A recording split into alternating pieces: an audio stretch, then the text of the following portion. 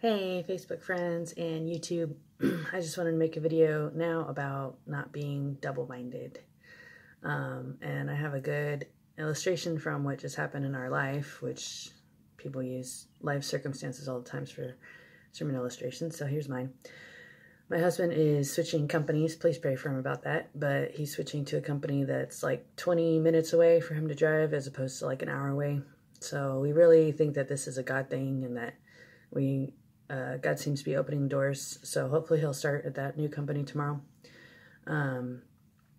But he put in his 2 weeks, and they wanted to like negotiate with him, and they were like, oh, we'll give you whatever you want if you'll stay, because he wanted to have Friday, Saturday off and work days instead of the night shift. So he was like, okay.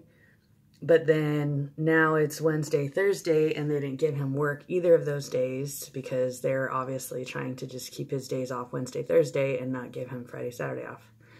So I think the lesson in that is that you can't be double-minded. Like if you want to do something, you just got to do it. You got to go after it. You can't change your mind, you know? Like if you want to move forward with God, you move forward with God, you know? You can't be like, I want to move forward with God, but I don't want to at the same time. Like, you know, and the best way to do that is fasting. If you're going to fast, you just got to decide you're going to do it and stick with it. And like, of course, Satan's going to try and, you know, make you change your mind, but you got to stick with it. And I think fasting is the best way to really go after God, you know, not necessarily tongues like everybody says. It has to be things where you get greater self-control. You know, that's what really makes us grow in our Christian life is greater self-control. But more about not being double-minded. Also, like, okay, say you like someone and say you're with someone, which this has bothered me like my entire life. When I see my friends and they're like with a guy and they're together for like 6 years and I know they're doing it. I mean, nobody can be together with someone for 6 years and not be having sex. But I mean, if people do, that's a miracle or it's weird. But anyways, if you like someone and you want to marry them. Like, don't just sit around. Don't sit on it. Don't just wait around. Just get married. And then this whole thing about, you know, spending thousands of dollars on a wedding, that's ridiculous. You can just go to the courthouse and sign papers. That's what me and my husband did. And it was free. So you don't have to spend thousands of dollars. Yeah. Anyway, so don't be double-minded. Make sure that if you want something, you go after it. Don't change your mind. You know, if you want to have kids, have kids. You know, obviously some people have infertility problems, but hey, you can adopt. If you want kids, you can adopt.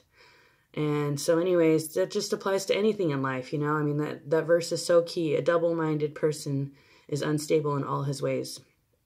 Her ways, whatever. If you want to work at a job, then do it. You know, don't change your mind. Personally, for me right now, I'm planning on teaching, which I haven't really been that double-minded about.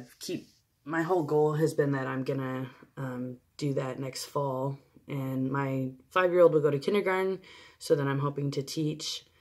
And hopefully I'll teach pre-K, my 3-year-old's class if she goes. But she's been saying to me, I don't want to go to school. I want to stay home. So, but the main reason I want to teach is so that we can get our house paid off faster. Like, I calculated it out. If I was working, teaching, and Ben was working, maybe we could pay our house off in like 4 or 5 years. If we would have to triple up on our house payments. But hey, it's possible and it's doable. Like if I put all of my checks from teaching into the paying off the house, I would make 2 house payments a month and then 1 house payment off of his check. And we could pay it off in 4 or 5 years. And that would be so cool. And then we wouldn't have to have all that interest. Like without interest, our house is $190,000. But with interest, it's like $350,000. So, you know, if we paid it off faster, we could avoid all that interest. And I know about that because I worked at a student loan company for a while. It's called Nelnet in Lincoln, Nebraska. So I learned a lot about loans there. So anyways, there's another little nugget of wisdom. If you can pay off something faster, like do it. Because you don't want to worry about that interest. Like a car loan. Well, first of all, if you're young, just don't even get a car loan. Just save up the money for the car, which I know is hard, but you have to like crucify your flesh, which is why you should fast. Because if you fast, you get greater self-control, and then that'll help you with shopping and spending money and buying fast food and all the random stupid stuff. I mean, some stuff it's nice to have, obviously. It's nice to have like new sheets on your bed or whatever. But if you already have stuff, you don't need to buy another thing, you know. Like, I would get into that pit of like, oh, I want to get a new blanket or I want a new shower curtain. But if you already have one, why do you need a different one, right? I mean, logically, that's just Satan trying to like make us not satisfied with our life. But the reason we're not satisfied with our life is because we're not doing anything. We're just like bored. Like, we're not, like, make these videos, you know? Like, you guys should all make these videos like I'm making on YouTube, you know? And like, you know, try and like really get souls won for God and keep your focus on that, you know? God said, seek ye first the kingdom and all these things will be added unto you.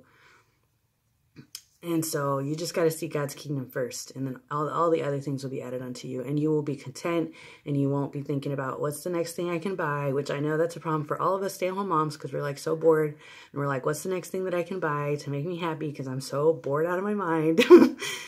Anyways, but we don't have to be bored, you know. We can listen to sermons all day. We can grow in wisdom. We can make these videos. I listen to Hillsong worship a lot.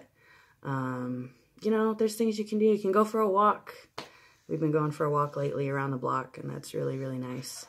And do some workout videos or something. Anyways, God bless you all. God bless you. Go walk with you. Have a good day.